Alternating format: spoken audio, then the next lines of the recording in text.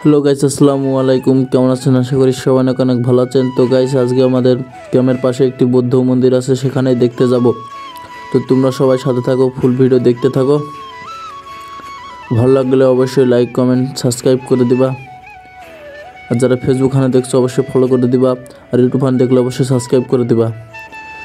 এটি অবস্থিত হলো আশরাফপুর ও ইসলামপুর গ্রামের মাঝামাঝি একটি অবস্থিত বৌদ্ধ মন্দির।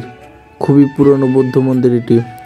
এখানে আগে এই মাঠগুলো আগে বসবাস করতো বৌদ্ধরা। এখন বর্তমানে সব এখানে চাষাবাদ হয়ে গেছে, আগে সবাই এখানে বসবাস করতো। তো গাইস, আমরা এই কলার ভুঁইটি পার হলেই সে বৌদ্ধ মন্দির পেয়ে যাব। কলার ভুঁই ও পাশে তামুকের ভুঁই, চারিকোলে কলা গাছ দিয়ে ঘেরা বৌদ্ধ মন্দিরটি।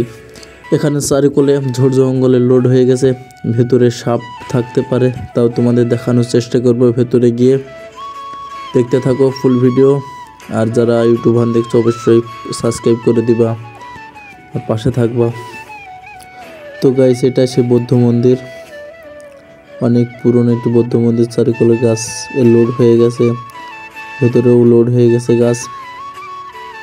ভেতরে যেতে ভয় লাগছে যে সাপ আছে কিনা। তোমাদের ভেতরে ঢুকে দেখাবো কি আছে ভেতরে। চারিকোলে ইট ভেঙে গেছে, ভেতরে একটি বড় গর্ত আছে। কি বুঝতে পারছি না এখানে কি সাপ আছে কিনা। তোমাদের একটু উপরটা দেখানোর চেষ্টা করব, মন্দিরের উপরের অংশটা কি আছে ভেতরে। সরাসরি ভেতরে ঢুকে পড়বো, ঢুকে দেখাবো তোমাদের ভেতরে সিনেমাটিক ভিউ দেখো।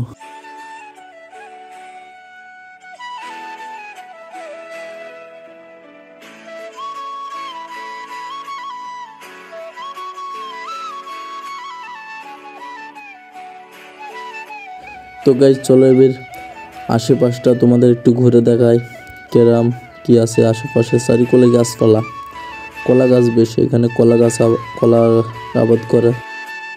এখানে প্রচুর ঝোড় জঙ্গলে ঘেরা। বহুত দিন কেউ সাফ করে না, তো এখানে এইভাবে অবস্থিত হয়ে আছে।